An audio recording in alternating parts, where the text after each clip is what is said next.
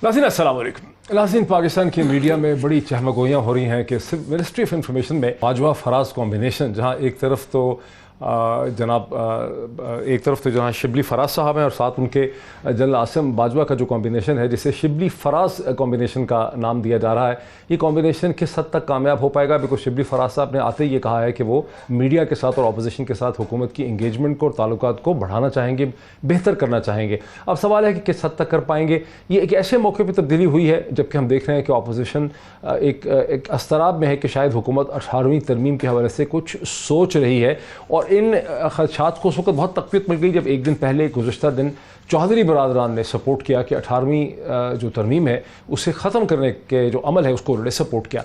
और फिर साथ ही अब एक इशू ये है कि नैब का जो नया ऑर्डिनेंस आ रहा है, तरमीमी ऑर्डिनेंस आ रहा है, जिसमें कि नैब के चेयरमैन की ताकतों को कम किया जाएगा। ये भी एक इशू इस वक्त मीडिया के सामने है। मुझे एक बहुत ही सोचने समझने वाला पैनल मेरे साथ है, 3 एनालिस्ट मेरे साथ हैं। स्टूडियोज़ में इरशाद भट्टी साहब हैं, सीनियर तज्ज़ियाकार हैं, प्रोमिनेंट कॉलमनिस्ट हैं।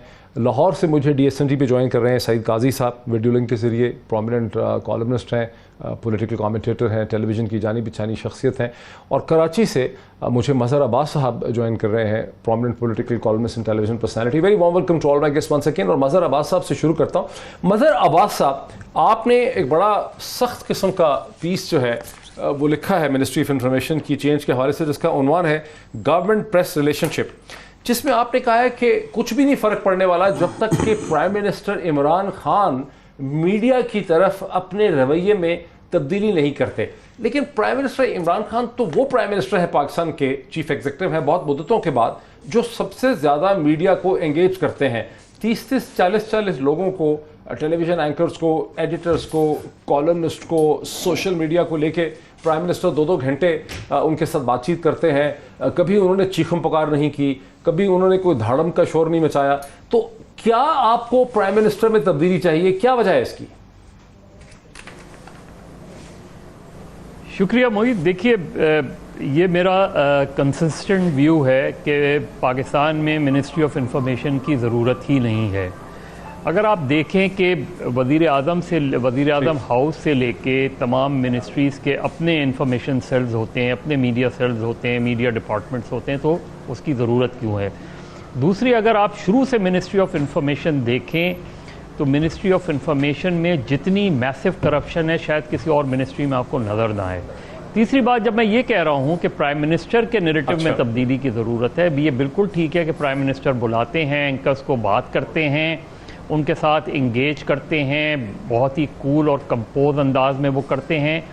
लेकिन उसके बाद उन्हीं का नैरेटिव उन एंकर्स के बारे में ये है कि लोगों को 7 से 10 तक का टीवी टॉक शोज़ नहीं देखना चाहिए। उनका नैरेटिव ये है कि जो है ये टॉक शोज़ इर्रेलेवेंट हो गए हैं।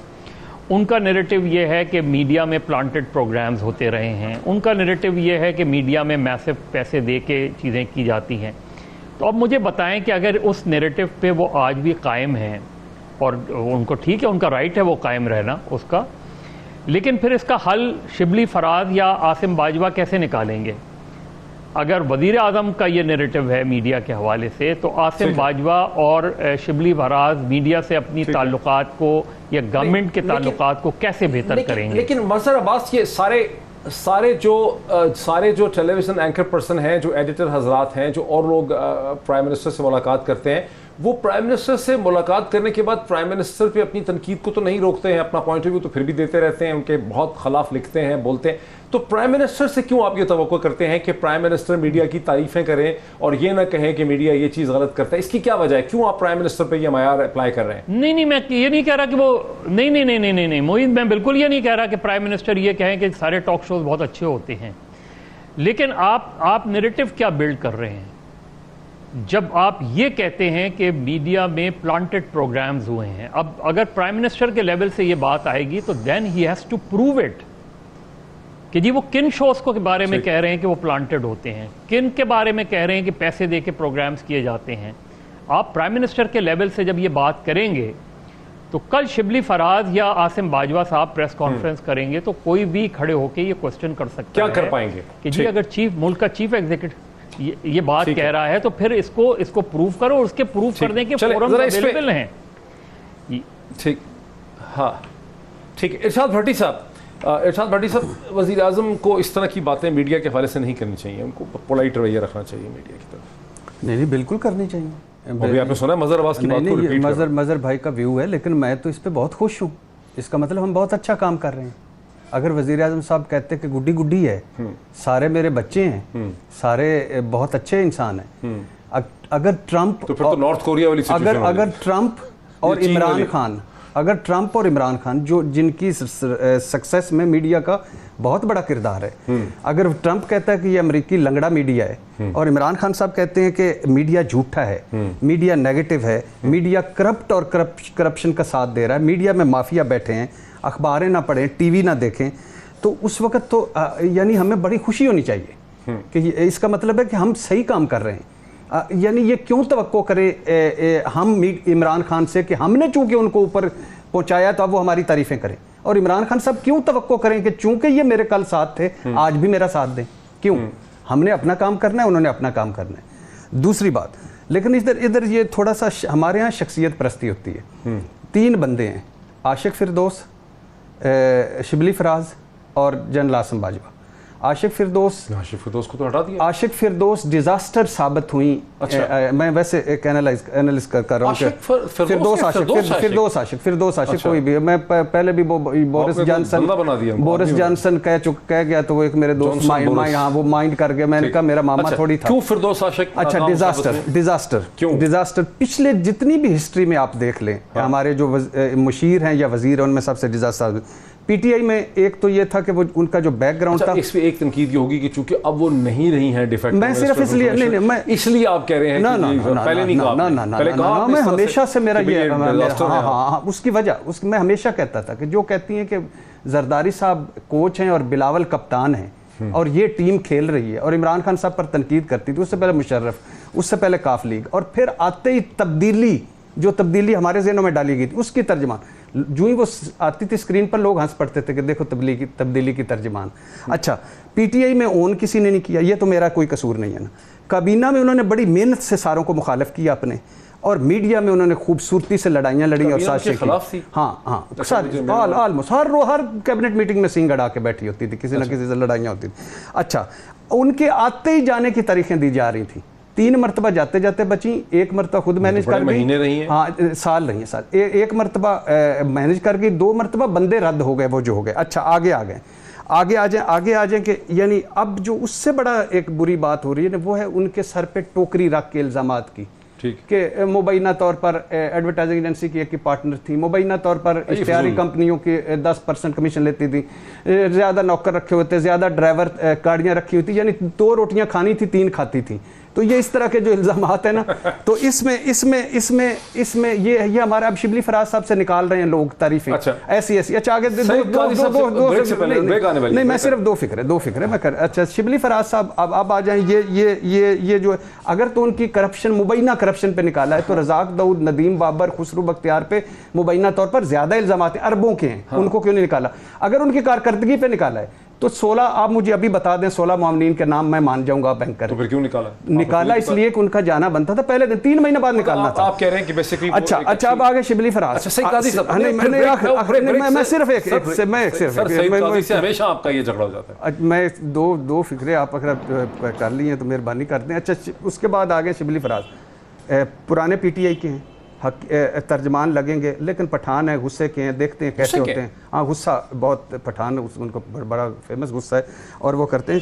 تیسرے ہیں جنرل عاصم باجوہ. وہ تو ٹھنڈے. جنرل عاصم باجوہ صاحب ہیں، ایک ہوتا ہے بندہ کرو، ایک ہوتا ہے جگاڑو، ایک ہوتا ہے ہر مشین میں فٹ ہو جانے والا پرزا. آپ اس اندازہ کریں، یہ ڈپٹی ملٹری سیکرٹری تھے مشرف صاحب کے. اس کے بعد یہ ان کے بالکل الٹ خیالات اور ان کے بالکل جنرل کیانی کے D G I S P R. اس کے بعد ان کے بالکل الٹ جنرل راحیل کے D G I S P R. اس کے بعد عمران خان کے سی پیک اور سی پیک، عمران خان کے سی پیک. اس کے بعد عمران خان کے معاون خصوصی. ذہین ہے، شارپ ہے، حکمت عملی بنانے والے ہیں. قاضی صاحب، اس تبدیلی کو آپ کیسے دیکھ رہے ہیں؟ اور جو مظہر عباس صاحب کہتے ہیں کہ فرق ہی نہیں پڑے گا تبدیلی سے، وزیر اعظم کو اپنے انداز بیاں میں تبدیلی لانی پڑے گی. دیکھیں، پہلی بات تو میں اتفاق کرتا ہوں، فرق اس لیے نہیں پڑتا کہ ایک ہی نظام ہے اور اس نظام میں مختلف لوگ باری باری ناکام ہوتے آ رہے ہیں، مگر اس کی ایک تاریخ ہے. ذرا تاریخ بھی دیکھیں. میں زیادہ دور نہیں جاتا. پرانے لوگ میرے کولیگ جانتے ہیں 85 میں جنرل جیلانی کس میڈیا گروپ میں گئے تھے اور انہوں نے کیا بات کی تھی اور کیا بتایا تھا کہ کون آپ کا پی ایم ہوگا, کون سے وہ لوگ تھے جن کی ڈیوٹیاں لگی تھی جرنلزم میں, پرانے لوگ جانتے ہیں, میں زیادہ تفصیل میں نہیں جاتا. چلیں آپ پچھلے دور پہ آ جاتے ہیں. 2013 سے لے کے اس کا بجٹ نکالے, 54 ارب روپے کا جو بجٹ تھا وہ کہاں گیا؟ مجھے یہ بتائیں نا. میں صحافت میں اس وقت سے ہوں جب میں ویگن میں آیا کرتا تھا, پھر میں ہونڈا 70 پر بھی بیٹھی ہوئی صحافت دیکھی, آج میں ایس یو ویز میں بھی صحافت دیکھ رہا ہوں. پرابلم کیا ہے عمران خان کا اور ہمارا پرابلم کیا ہے؟ پرابلم یہ ہے کہ ہماری رولنگ ایلیٹ کے ڈی این اے میں کرپشن ہے, وہ رائٹ سمجھ کے کرپشن کرتے ہیں, وہ عمران خان کے ساتھ بھی ہیں. اب جب عمران خان کا بیانیہ اس کو زک پہنچتی ہے, ہوتا کیا ہے؟ آپ نے 4 سیٹیں دی اور کہا کہ جناب آئی پی پیز کی رپورٹ آئی تو ہم نے تو بھائی اتنا فنڈ کیا تھا آپ کو, آپ کی گورنمنٹ گر جائے گی. دیکھیں فروئی باتوں میں نہ رہیں, ذہین کون ہے اور غیر ذہین کون نہیں ہے. سعید قاضی صاحب مجھے ایک بریک لینی ہے, میں بریک کے بعد آپ سے ہی شروع کرتا ہوں تاکہ آپ بات مکمل کر سکیں. ناظرین ایک بریک لے لیں. ناظرین ویلکم بیک, سیدھا چلتے ہیں سعید قاضی صاحب کی طرف. سعید قاضی صاحب بات اپنی آپ مکمل بھی کر لیں اور تھوڑا سا اس میں اس سوال کو بھی ایڈریس کریں کہ آخر وزیر اعظم عمران خان کو کرنا کیا چاہیے میڈیا کو سیٹسفائی کرنے کے لیے؟ عمران خان صاحب کو صبر کرنا چاہیے, لیکن میں بات مکمل کر لوں. بات یہ ہے کہ کیا یہاں پہ میڈیا میں شخصیات کو تعمیر کر کے مسلط نہیں کیا گیا اس ملک کے عوام پر؟ جو کسٹم انسپیکٹروں اور انکم ٹیکس انسپیکٹروں کے گھروں کے باہر ٹوکرے مٹھائی کے اور پھلوں کے ٹوکرے لے کے کھڑے رہتے تھے, ان کو کیا اس ملک میں مسلط نہیں کیا گیا؟ ان کا ایڈیشن نکلوا کے دکھاؤں, پرانے اخباروں کے ایڈیشن ان کے ریفرنس سیکشن میں پڑے ہوئے ہیں. یہ ہوتا رہا ہے یہاں پہ, ابھی تک ہوا. ایون جب یہ سو کال جمہوری دور آیا تو کیا اس میں صحافت مینج نہیں ہوئی؟ ہم صحافیوں نے منسٹریاں نہیں لیں, ہم نے ساتھ یہ الگ بات کہ میاں صاحب کا بیڑا بھی غرق کروا دیا کہ جناب تسی بڑے بڑے لیڈر ہو, پرویز رشید صاحب ہوں یا یہ جو ان کے منسٹر تھے ہمارے کیا بھلے سے صدیقی صاحب, کیا نام ہے. بات یہ ہے کہ یہاں کیا نہیں ہوا. اب مسئلہ عمران خان کا لے آتے ہیں. عمران خان کے دکھ صحیح بھی ہیں اور غلط بھی ہیں. صحیح یہ ہے کہ وہ جو میڈیا کے ہماری تاریخ میں اچھے لوگ بھی ہیں, ظفر عباس بھی بیٹھا ہے, میرا لیڈر بھی ہے, یہاں نثار عثمانی بھی تھے, مگر اس کے پیرالل 1-2 نمبر کی روایت بھی چلتی رہی ہے. اب معاملہ کیا ہے؟ عمران خان کا کیا مسئلہ ہے؟ عمران خان کا مسئلہ یہ ہے کہ بات یہ ہے کہ آپ یہاں کے اس کرپٹ نظام میں 2 نمبر لوگوں کو اندر لائے بغیر آپ حکومت میں بیٹھ نہیں سکتے. اس کی میں مثال دیتا ہوں. خاقان عباسی صاحب, شاید خاقان عباسی صاحب آن ریکارڈ ہے, کہتے ہیں اگر آپ نے یہ معیار رکھا, پیمانہ رکھا کہ کتنے یہ پیسے کہاں سے آئے ہیں, تو آپ اسمبلی آپ کی آدھی سے اندر ہو جائے گی. یہ اپنے پروڈیوسر سے کہیں, ابھی 60 نکلوا کے آپ کو دکھا دیں گے. تو اس میں خان صاحب کو آپ میرے خیال میں ریالٹی بائٹس اندر آئے ہیں تو انہیں پتا چلا ہے, شاید اگر پہلے پتا نہیں تھا تو. یہاں کی جو بیوروکریسی ہے راٹن, اس میں آپ نے کیا کیا؟ صحافت کو آپ نے خراب کیا, برباد کیا, کرپٹ کیا. کون لے کے آیا لفافہ؟ اس کے بعد جو بیوروکریسی میں جی جان تھی اس میں ختم کر دی, اس کی 15 لاکھ تنخواہ کر دو, اس کو وہاں پہ کرپشن رائج کی. ایماندار آدمی کو آپ نے عبرت کا نشان بنا دیا, اس کو بھوک سے مار دیا آپ نے. کیا کہاں گئی آپ کی صحافت؟ اب یہ آوے کا آوا بگڑا ہوا ہے. اب آ گیا ہے کرونا. اس کرونے نے بہت کچھ ننگا کر دینا ہے. ہمیں اپنے گریبان میں بھی دیکھنا ہے, عمران خان صاحب کو اپنی غلطیاں بھی دیکھنی ہے. ہاں ذرا روکیں. مظہر عباس صاحب, چونکہ آپ کا تو صحافت کی دنیا کے ساتھ جو پروفیشنل انگیجمنٹ ہے, صحافت آرگنائزیشن PFU وغیرہ کے ساتھ بھی آپ بڑے عہدیدار رہے, بہت دیر دفعہ رہے, آواز اٹھاتے رہے. وہ کون سی حکومت ہے پیچھے مڑ کے اگر ہم دیکھیں جو آپ کے معیار پہ پوری اترتی؟ یعنی آپ کہہ رہے ہیں کہ عمران خان کو یہ کرنا چاہیے, تو پھر کیا نواز شریف صاحب جو ملتے ہی نہیں تھے میڈیا سے, انہوں نے کبھی ملنا, یا ملتے تھے تو اپنی مرضی کے 4 لوگوں سے مل لیتے تھے, کبھی 40 لوگوں سے انہوں نے ملاقات ہی نہیں کی پورے 4-5 سال میں, وہ مناسب تھا؟ یا آصف علی زرداری صاحب جو سیاسی اداکار کہتے تھے سب کو, وہ مناسب تھا؟ یا جنرل مشرف جن کے خلاف میڈیا نے کیمپین چلائی اور انہوں نے ٹیلی ویژن چینلز کو آزادی دی, وہ مناسب تھا؟ اس سے پہلے نواز شریف صاحب کا دور مناسب تھا؟ آخر آپ کا آئیڈیل ہے کیا؟ نہیں, کوئی بھی نہیں تھا. میں نے تو اس میں اسی کالم میں لکھا بھی ہے یہ کہ نواز شریف صاحب تو یہاں تک کہ وہاں انہوں نے صحافیوں کو مشورہ دیا تھا کہ آپ پولیٹیکل رپورٹنگ نہیں کریں. اسی کالم میں نے لکھا ہے کہ اگر عمران خان اینکرز کے بارے میں یہ کہتے ہیں تو آصف علی زرداری ان کو سیاسی اداکار کہتے تھے. دیکھیے پرابلم کہاں ہے جب آپ یہ بات کرتے ہیں نا, اور یہ ابھی سعید قاضی صاحب بالکل درست بات کہہ رہے تھے. مسلسل یہ ڈیمانڈ ہماری رہی کہ جی اگر انٹیلیجنس ایجنسیز کے پے رول پہ صحافی ہیں، اگر منسٹری آف انفارمیشن کے پے رول پہ صحافی ہیں، اور یہ میں نے ذاتی طور پہ محترمہ بے نظیر بھٹو کو گورنر ہاؤس میں بھرے مجمع میں یہ کہا تھا کہ آپ یہ بات کرتی ہیں، آپ اس وقت اس مسند پہ بیٹھی ہیں، آپ ان کی لسٹ شائع کریں. اور آج عمران خان سے بھی یہی میں کہہ رہا ہوں کہ آپ شائع کریں وہ زمانے کی بات ہے کہ کون سے لوگ ہیں جو پے رول پہ کام کرتے ہیں. دیکھیے کہاں کرپشن کہاں استعمال ہوتی ہے. نہیں، میں ابھی کی بات کر رہا ہوں. کرپشن کہاں استعمال ہوتی ہے؟ منسٹری آف انفارمیشن کے ذریعے، اشتہارات کے ذریعے ہی تو ہوتی ہے، اور بھی دیگر ذرائع ہوتے ہیں. تو آپ ان اشتہارات کو جو ہے وہ گورنمنٹ کنٹرول سے باہر کیوں نہیں نکالتے؟ آپ نے خود کہا ہے کہ اشتہارات جو ہے عمران خان تو خود یہ بات کیا کرتے تھے. نہیں، جب اب ایک حکومت اشتہار دے ہی نہیں رہی ہے، ایک حکومت اشتہار دے ہی نہیں رہی ہے، آپ اپنے کالم میں لکھ رہے ہیں. میں یہی معید بالکل ایگزیکٹلی جو ابھی آپ نے بات کی، میں یہی بات کہہ رہا ہوں. دیکھیے میرے تنقید کرنے میں اور عمران خان صاحب کے یا کسی بھی گورنمنٹ کے تنقید کرنے میں فرق کیا ہے؟ میں اگر تنقید کرتا ہوں تو میرے اشتہارات روک دیے جاتے ہیں، میری سرکولیشن کو ڈسٹرب کیا جاتا ہے، میرے چینل کو آف ایئر کر دیا جاتا ہے، اور طرح طرح کے طریقوں سے مجھے ہراساں کیا جاتا ہے. لیکن اگر گورنمنٹ یا اس مسند پہ بیٹھا ہوا کوئی شخص مجھ پہ تنقید کرتا ہے تو میں اس تنقید کو دکھاتا بھی ہوں، اس تنقید کو سنتا بھی ہوں. تو فرق صرف یہ ہے کہ آپ کے پاس اختیار ہے، آپ وہ اختیار استعمال کر کے میری تنقید کے نتیجے میں مجھے دبانے کی کوشش کرتے ہیں. ٹھیک، بیسیکلی طور پہ حکومت اور میڈیا کے درمیان میں لوی ڈوی ریلیشن شپ ہو ہی نہیں سکتا، بیکاز یہ ریلیشن شپ اس قسم کا ہے کہ میڈیا کا کام ہے حکومت کو تنقید کرنا. اللہ آپ کا بھلا کرے. جو ارشاد بھٹی صاحب نے پہلے حکمت کے موتی بہائے تھے، یہ ممکن ہی نہیں ہے. یہ اور ایک دو چہرے ہوتے ہیں. ایک ہوتا ہے اپوزیشن کا چہرہ، ایک ہوتا ہے حکومت کا چہرہ. اپوزیشن کا جو چہرہ ہوتا ہے اس میں وہ بالکل اور ہوتے ہیں اور دوسرے میں اور ہوتے ہیں. بھٹو صاحب قید کروا دی، حسین نقی کو اپنے بندے کو، ضیاء کوڑے، بی بی مقدمے، مشرف پابندیاں ٹی وی چینلز پہ، نواز شریف گرفتاریاں اور نواز شریف گرفتاریاں، اور کہا کہ نجم سیٹھی، ملیہ لودھی اور میر شکیل پہ غداری کے مقدمے کرو.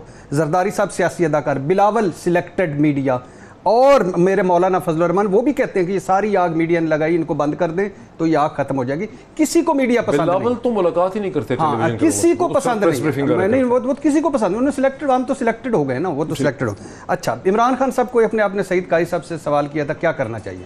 کچھ بھی نہیں کرنا چاہیے. عمران خان صاحب کو صرف دل بڑا کرنا چاہیے، صرف تنقید برداشت کرنی چاہیے، اور فاسٹ بالر ہیں وہ ویل لیفٹ کرنا چاہیے. مثال کے طور پہ لیکن کیا عمران خان نے کوئی ٹرمپ کی طرح کا یا ایردوغان کی طرح کا رد عمل کیا ہے؟ ہاں کسی ہے. اب یہ چند دن پہلے عمران خان صاحب نے ایک بڑی خوبصورت بات آتی کہ میڈیا میں مافیا بیٹھا ہوا ہے، ہم سارے پیچھے پڑ گئے کہ سر یہ نکالیں. یہ تو جنرلائز بات ہے. نہیں ایسے نہیں ہوتا. آپ میں اور آپ کبھی بھی میں نہیں چاہوں گا کہ مجھے مافیا کہے، کیونکہ میں نے آج تک بدنیت ہو کے کوئی بات نہیں کی. یہ تو پھر وہ مولانا طارق جمیل علی سے مولانا طارق جمیل نے معاشرے کی بات کی خالی. نہیں، وہ لوگوں نے بنا لیا کہ میری بات. مولانا صاحب اور عمران خان صاحب کے پاس سب طاقتیں ہیں، سارے وسائل ہیں، ساری ایجنسیاں ہیں، سارے اوپر بیٹھے ہوئے ہیں. وزیر اعظم ہے، وہ وزیر اعظم میرے بھی ہیں، آپ کے بھی ہیں. مولانا صاحب کو سے آپ اختلاف کر سکتے ہیں، کوئی مولانا صاحب کو مان سکتا ہے، کوئی ڈاکٹر اسرار کو، کوئی کسی اور کو، ڈاکٹر ذاکر نائک کو. معاشرے کی بات کی، نہیں معاشرے نہیں. اچھا یہ بھی کر. پھر دوسری بات، پھر انہوں نے کہا کہ میڈیا نیگیٹو ہے، میڈیا جھوٹا ہے. تو نہ کہ نہیں، سارا تو نہیں ہے نا. میرا مقصد یہ نہیں ہے کہ ہم اینگلنگ کرتے ہیں، ہم جھوٹ بولتے ہیں کہ کچھ لوگ جھوٹ نہیں، ہم اینگلنگ کرتے ہیں، ہم جھوٹ بولتے ہیں، ہم ایجنڈا بیسڈ بھی ہیں، جیسے سعید قاضی صاحب کہتے ہیں. ہماری ہسٹری ہے، بالکل ٹھیک، ہم بھی انسان ہیں اسی معاشرے سے. لیکن بہت سارے ایسے بھی ہیں جن کو عمران خان صاحب سلام کرتے تھے. یہ جب آپ کی فیلنگز ہیں، ان کو مد نظر رکھتے ہوئے شبلی فراز کو اور عاصم باجوہ کو کیا کرنا چاہیے اب بیسیکلی آپ کو انگیج کرنے کے لیے؟ میں پہلے وہیں سے بات شروع کرتا ہوں کہ نمبر 1 شبلی فراز صاحب پرانے پی ٹی آئی کے ہیں. جب وہ اسکرین پر آئیں گے تو کوئی ہنسے گا نہیں. وہ اس مینڈیٹ کے ساتھ ہیں اور ان کا خیال ہے کہ میں ان کو انگیج کروں گا. یہ بہت اچھا خیال ہے.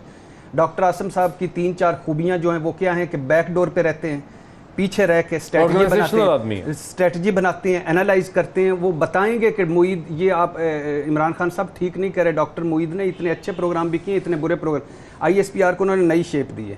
اور لیکن اس کے ساتھ ساتھ وہ ماشاءاللہ میں جیسے کہا ہے کہ وہ ایسے وہ ایڈجسٹ کر لیتے ہیں، وہ جو ہر پرزے، یعنی مشرف صاحب نے in the line of fire میں ان کی تعریف کی، کیانی صاحب نے D G S P R کے طور پر ان کی تعریف کی، راہیل صاحب نے کہا کہ یہ ان سے بہتر کوئی پروڈکٹ نہیں بنا سکتا، اور اس کے بعد سی پیک کا، اس کے بعد معاملے خصوصی. تو اس کا یہ مطلب ہے کہ وہ ایک سرکاری ایک سول ملٹری ایک ملٹری بیوروکریٹ رہے. اب مجھے، میں جو پہلے دن سے کہہ رہا ہوں ڈاکٹر عاصم کا فیصلہ، وہ جنرل عاصم کا فیصلہ ٹھیک کیوں نہیں ہے، میرا یہ ویو ہے. کس کا فیصلہ ٹھیک ہے؟ جنرل عاصم کو ایز اے معامل لانا، عاصم باجوہ کو ایس اے پی ایم لانا صحیح فیصلہ نہیں. میں سمجھتا ہوں اس کی وجہ یہ کہ پی ٹی آئی کا کلچر دوسرا ہے، اس کی وجہ یہ کہ پی ٹی آئی کی سوچ دوسری ہے، اس کی وجہ یہ کہ پی ٹی آئی کی لڑائیاں دوسری ہیں. پی ٹی آئی میں سینس عقل پریویل نہیں کرتی، پی ٹی آئی میں وہ کرتی ہے جو فرنٹ فوٹ پہ 2020 کھیلے. ابھی شبلی فراز صاحب کو آنا ہے نا چیلنج. حکومت نے اپنے حساب سے بڑی ایک زبردست کمال کیا ہوگا، ٹیم لائی کمال ہے، کیا ہوگا، لیکن میڈیا اس کو ایکسیپٹ کرنے کو تیار نہیں. مظہر عباس صاحب اس سے ذرا آگے نکلتے ہیں.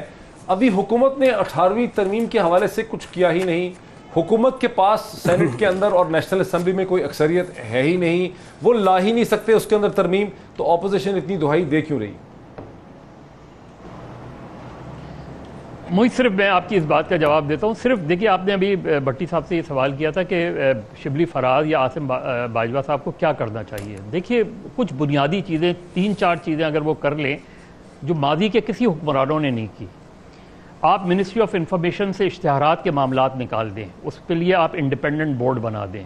آپ پی ٹی وی اور ریڈیو پاکستان کو بی بی سی ماڈل پہ لے آئیں. یہ وہ باتیں کر رہا ہوں جو عمران خان خود کیا کرتے تھے، اور ہر حکمران جو اپوزیشن میں ہوتا ہے وہ کرتا ہے.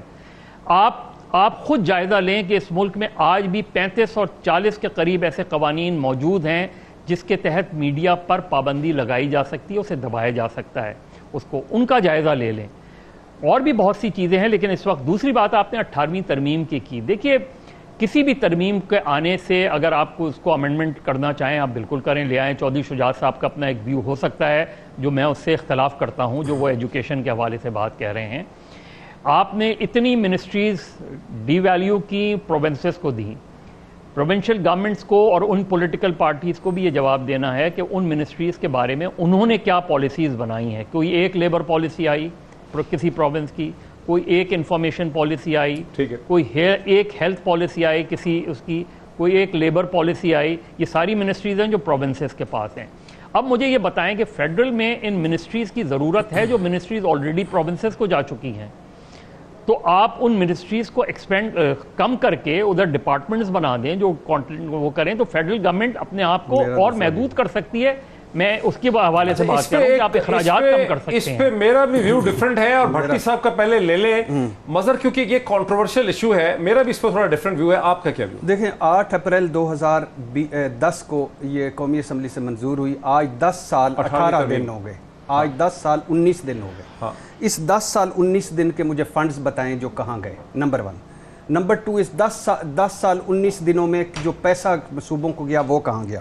نمبر 3، امریکی آئین، یہ تو ایک ایسی امریکی، ہم نے 46 سالوں میں 26 ترامیم کی، امریکی آئین نے 231 سالوں میں 27 ترامیم کی. یہ چھوڑ دیں. بات یہ کہ ہے یہ بڑا امپورٹنٹ قسم کا ایک یعنی فیکٹ ہے یعنی کہ ان کو 200 سال میں انہوں نے کی 27، ہم نے 44 سالوں میں 26. اچھا، یہ مل گئے. اچھا، ادھر دو خوبصورتی ہیں. بابر اعوان اس وقت بھی وزیر تھے، بابر اعوان آج بھی وزیر ہیں. چودھری شجاعت صاحب کی کاف لیگ نے اس وقت پہلی مرتبہ یہ سینٹ میں بل پیش کیا تھا، اور آج وہ مخالفت بھی کر رہے ہیں.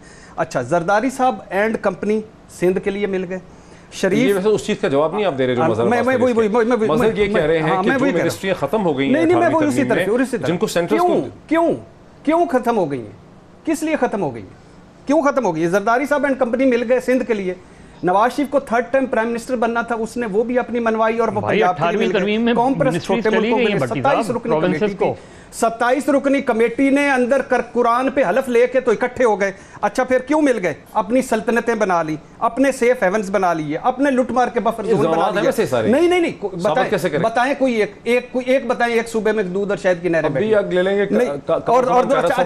صرف ایک، میں کہہ رہا ہوں لیں سستا، اور 2 چیزیں، سستا اور فوری ہے. اور بچوں کو 5 سال اور 14 سال کے بچوں کو انہوں نے مفت تعلیم دی تھی، دینی ہے، دی ہے. سعید قاضی صاحب، اگر 18ویں ترمیم میں में बहुत सी गलतियां हों, कमजोरियां हों, तो क्या उसके ऊपर एक उसमें तरमीम तो होनी चाहिए कि इसको क्या कहेंगे आप? 100 रुपया, अगर 100 रुपया मरकज के पास होता है, 58 ये ले जाते हैं, 42 रुपए में मरकज जो है वो दिफाई बजट भी करता है, वो पेंशन भी देता है, वो कर्जे भी उतारता है। भाई फेडरेशन को जितना कमजोर करोगे, प्रोविंसेस को जितना ताकतवर करोगे उतना बेहतर है, किसी इंडिविजुअल्स की बात नहीं है जी। नहीं ये क्यों करेंगे, क्यों भाई करें, इसकी क्या तैयारी है उनके पास, ना कुछ है, कर लें, वापस कर लें आप। बात ये है, आप अपने आइन को जरा देखें, जब यहां मार्शल लॉ लगता है तो आइन को उसमें मुअत्तल बना दिया जाता है, 18वीं तरमीम भी उसका हिस्सा है। आपका आइन, आपकी पार्लिमान ने उसकी पहली 40 शिकें सस्पेंड कर रखी हैं जो हमारे राइट्स के बाबत हैं। अब आ जाते हैं 18वीं तरमीम पर। 18वीं तरमीम के बाद हमारे हकूक सेंटर से चल पड़े हैं, अभी सूबों में नहीं पहुंचे। हमें ट्रक की बत्ती के पीछे हमेशा ये लगाते हैं, they are not ready to spend my money on my kids, मेरे बच्चों पर मेरे पैसे ये खर्च नहीं करना चाहते। और ये एक नया इन्होंने नॉन इशू खोल दिया है, 18वीं तरमीम। हर राइट मौजूद है आपके इसमें। किसी ने बात की असेंबली में कि पहली 40 शिकें जिसमें रोटी है, कपड़ा है, मकान है, जिसकी मेरा भाई भट्टी बात कर रहा है, वो उसमें मुअत्तल क्यों है? यहां पे मेरे 80-90% पैसे 1% लोग खा जाते हैं। ये इसके लिए कौन सी तरमीम है? यहां पे जब लिखा हुआ है कि डिस्क्रिमिनेशन किसी बुनियाद पे नहीं होगी, तो क्या जब मैं स्कूल जाता हूं बच्चे को दाखिल करवाने, वहां डिस्क्रिमिनेशन नहीं है? आइन में हर चीज मौजूद है। ये जाली बहस है, ये 2 नंबर बहस है, मुझे माफ कीजिएगा। 18वीं तरमीम खत्म होगी तो हम मर जाएंगे। 18वीं तरमीम जरदारी साहब ने इसलिए की थी, उन्हें पता था कि वो सिंध जा रहे हैं और सिंध में मोटा माल है, वहीं से गुजर के बाकी रियासत में जाता है, और उस माल का दो अदबार में जो जरदारी साहब और पीपल्स पार्टी ने हशर किया। मैं पीपल्स पार्टी का वोटर हूं, लेफ्ट का आदमी हूं, इसलिए किया है, अवाम के लिए नहीं किया था। अवाम का इसमें कुछ नहीं है, अवाम की सियासत नहीं है, ये 1% ना सहाफत अवाम की है ना सियासत अवाम की है। इस आइन में मेरे तमाम राइट्स 1973 में लिखे हुए हैं। मुझे 3 शिकों में मेरे राइट्स दे दो तो मैं, वरना मैं ये कहने पे मजबूर हूं कि जियाउल हक ने भी मेरे साथ वही किया, मुशर्रफ ने भी वही किया, और आज इस जमहूरी दौर में मेरे हकूक पर मबनी तमाम पहली 40 शिकों के नीचे लिखा हुआ है, these are principles of policy, meaning thereby it's not binding on them. हाँ, मुझ पे बाइंडिंग है कि मैं इनका सब्जेक्ट हूं, मैं इनको टेक्स्ट दूं।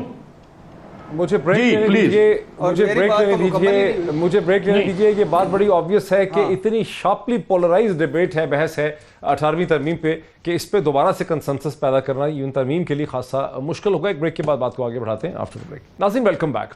नाज़रीन, वक्फे से पहले जो बहस हुई उससे ये अंदाज़ा तो आपको भी हो रहा होगा कि 18वीं तरमीम खासा एक इमोशनल किस्म का बड़ा शार्पली पोलराइज सियासी इशू है, जिस पे अभी कुछ हुआ ही नहीं है। अभी हुकूमत ने कुछ कहा ही नहीं सरकारी तौर पे, पीटीआई ने भी कोई अपनी तौर पे सियासी जमात की हैसियत से कुछ नहीं कहा है, लेकिन उसके अपोजिशन पर रद्द-ए-अमल भी मसलसल आ रहा है। और डॉन ने एक इदारिया भी, अंग्रेज़ी का बड़े अखबार डॉन ने एक इदारिया भी लिखा है। ये और बात है कि कल जब कमर ज़मान कायरा साहब और राना सनाउल्लाह साहब हमारे प्रोग्राम में आए तो असूली तौर पर उन्होंने ये बात मानी कि जिस तरह से 18वीं तरमीम आइन में एक तरमीम थी, एक अमेंडमेंट थी, इसी तरह से अगर 18वीं तरमीम के अंदर भी कोई तरमीम होती है, कंसेंसस अगर हुकूमत बना सकती है तो वो तरमीम हो सकती है। फिर इतना खौफ क्यों है, इतना झगड़ा क्यों है? यहीं से बात को आगे बढ़ाते हैं जनाब। अच्छा, यही मेरा भी है कि हम इतने सेंटी क्यों हो जाते हैं, मसला क्या, दुखी क्यों हो जाते हैं। बात यह है कि असम्बली में अभी पाकिस्तान तहरीक इंसाफ की अक्सरियत ही नहीं है। उनकी अक्सरियत होगी, वो सारों को साथ मिलाएंगे। एक जैसे 18वीं तरमीम हुई है, 19वीं, 20वीं, 30वीं, 24वीं, 25वीं हो जाएगी। जरदारी साहब ने तो कहा था कि कोई वादे कोई कुरान और हदीस नहीं होते, ये तो चलो फिर भी आइन है, बदलता रहता है। 27 हो चुकी है, 28वीं हो जाएगी, नंबर 1। नंबर 2, हमारी जमहूरियत का हुस्न। जब मुशर्रफ साहब को वर्दी समेत सदर मुंतखब करवा रहे थे, उस वक्त जायद अहमद और दानियाल अजीज़ थे फ्रंट पे असम्बली में। जब नाहली को अहली में बदल रहे थे नवाज शरीफ साहब की, उस वक्त भी जायद अहमद और दानियाल अजीज़ थे। जब 18वीं तरमीम फ्लोट हो रही थी कौमी असम्बली में, उस वक्त बाबर अवान थे और शुजात हुसैन थे, चौधरी शुजात। और आज जब मुखालफत में वो आ रही है तो बाबर अवान है, वैसे आपने तारीख याद और बाबर अवान है और चौधरी शुजात हुसैन है, अल्हम्दुलिल्लाह। अच्छा, 18वीं तरमीम को छेड़ा, लात मार कर भिगा देंगे बिलावल भुट्टो। 18वीं तरमीम को छेड़ना पागलपन है, मज़ाहमत करेंगे वफाक टूट जाएगा।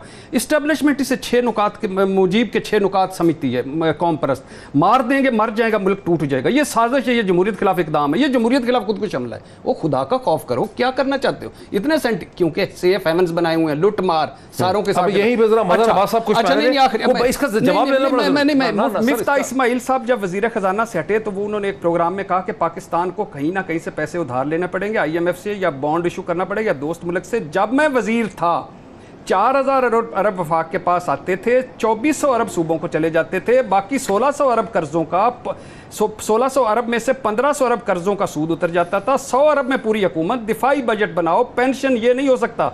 एनएफसी अवार्ड को रिविजिट करें। ये मुस्लिम लीग नून, अच्छा ये बड़ी नाइंसाफी होगी इस पे मजहर अब्बास साहब अच्छा का आगे व्यू हमने आखिरी ना लिया। आखिरी मजहर अब्बास साहब, शायद खाकान अब्बासी, मौजूदा एनएफसी अवार्ड में मरकज के पास पैसे बचते ही नहीं है कि वो अपने अखराजात पूरे कर सके, पैसे सूबों को चले जाते हैं। जब एनएफसी अवार्ड शुरू हुआ था तब 80% मरकज पैसा रखता था, 20% सूबों के पास। अब 58% सूबों के पास, बाकी जो पैसा रहता है वो कर्जों में चला जाता है। आप बताएं मरकज क्या करे?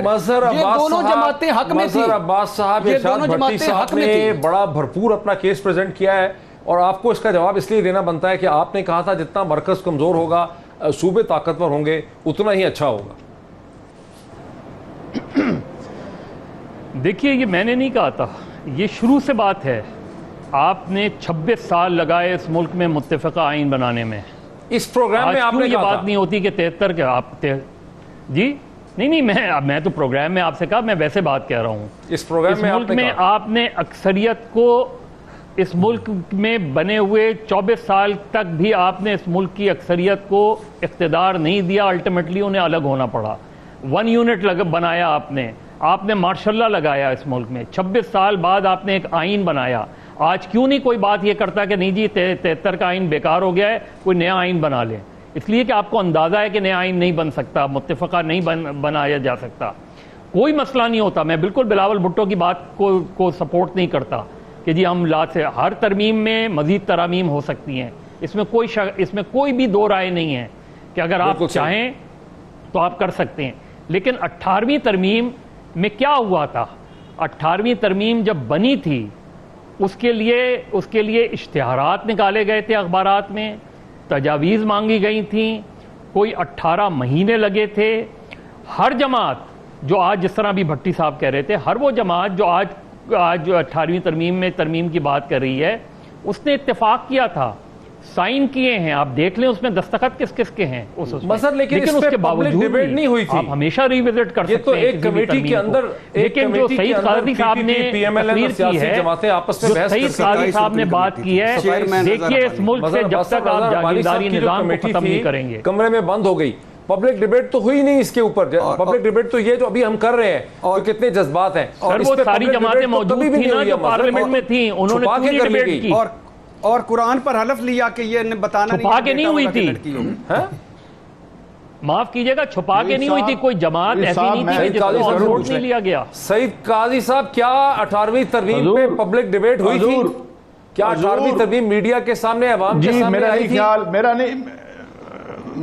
मेरा नहीं ख्याल कि इस तरह से आई थी, मगर मैं एक और एंगल से इस बात को टेक अप करना चाहता हूं। यार, क्राइसिस क्या है? किसी ने कहा था कि पॉलिटिक्स इज प्रेसिपिटेटेड इकोनॉमिक्स। यहां मसला क्या है कि एक श्रिंक कर रहा है, क्लेमेंट बढ़ते चले जा रहे हैं, मैशत जो है फैल नहीं रही, जो है वो काले धन की है। काले धन की मैशत के ऊपर काली सियासत होती है। अब बता क्या मामला क्या है? लड़ाई क्या है? ये क्यों इश्यूज हमें उन रियासतों में नजर नहीं आते जहां पे एक अमूमी खुशहाली है, जहां पर जो है वो 47 नेशनैलिटीज रहती हैं? ये हमारे यहां क्या कजिया है? कजिया ये है कि आप इस निजाम में, इस मैशत में 1 इंच भी आगे नहीं बढ़ सकते। इसलिए आप जो वजीर इतलात लगाते हैं, अगले दिन वो नाकाम नजर आता है। वजीर मैशत लगाते हैं, वो नाकाम नजर आता है। 18वीं तरमीम करते हैं, उसका कोई नतीजा नहीं निकलता। कहते हैं बदलो, हुण की करिए। ये असल बीमारी इटियोलॉजी जो है, जो बुनियादी डिजीज है, उसकी तरफ ये जाते नहीं, क्योंकि उस तरफ जाएं तो इनकी तबके की तरफ इशारा होता है। ये जो आपका 1% जिसके बारे में आप डॉक्टर मुहीद साहब कहते होते हैं कि ये जो एक 1% कैप्चर ऑफ पब्लिक पॉलिसी करके एक तबका बैठा हुआ है, ये मुझे बताएं, मुल्क जो है, कभी आपने सुना कि इस मुल्क में जो है आसिफ अली जरदारी साहब की बिजनेस एम्पायर में बैंकरप्ट हो रही है, नवाज शरीफ की एम्पायर बैंकरप्ट हो रही है, खाकान अब्बासी साहब की जो है बिक गई है, या जो उनकी जो ब्लू एयर है, मुल्क जो है वो टके टोकरी हो गया है। मामला क्या है? मामला यह है कि यह इशू उस वक्त तक हल नहीं होगा जब तक इस मुल्क के माशी मसाइल और आम आदमी के माशी मसाइल हल नहीं होंगे। हम लड़ते रहेंगे बेमानी बातों पे, और ये हमें लड़वाते रहेंगे। कभी कहेंगे हम जलील इसलिए हो रहे हैं क्योंकि लोकल बॉडीज नहीं है। फिर कहेंगे नहीं यहाँ तो जमहूरियत नहीं, यहाँ तो सदारती निजाम ले आओ, वो ठीक। और बात असल क्या है कि तुम हमारे पैसे हमारे ऊपर खर्च ही नहीं करना चाहते, फ्रॉड करते हो हमारे साथ, और हमें निजामों की बेमानी बहस की भूल भुलाइयों में उलझा के तुमने रखा हुआ है। सीधी सी बात है, मुझे मेरे आइन की तहत मुझे ये हकूक चाहिए, पहली 40 सिक्कों को आप करें, उनको ऑपरेटिव करें। आपने आइन को और आप इस निजाम में उसको ऑपरेटिव नहीं कर सकते, यही क्राइसिस है। मैं बिल्कुल आपकी बात में बड़ा वजन है, आपकी बात में सईद काजी साहब, आपकी बात में बड़ा वजन है। जरा इस पे इरशाद भट्टी साहब का और मजहर अब्बास का। मजहर अब्बास साहब, आप चूंकि लेफ्ट के आदमी हैं, थोड़ा सा लेफ्ट की साइड पे हैं आप, तो आप एक सोशलिस्ट तरीके से सोचते हैं। जो असल इशू है वो ये है कि इकोनॉमी ग्रो नहीं कर रही, इसमें क्रिएटिविटी नहीं है, इसके अंदर कोई सॉल्यूशंस नहीं है, यहाँ दौलत और यहाँ वेल्थ ही पैदा नहीं हो रही और उसकी पाए छोटी होती चली जा रही है, और हम सिर्फ बहस कर रहे हैं कि इसने खा लिया, इसने खा लिया। जरा क्विक कमेंट इस पे आपका। मोईद, मैं बिल्कुल सईद काजी साहब ने जो आखिर में बात की है, मैं उसको 110% सपोर्ट करता हूँ।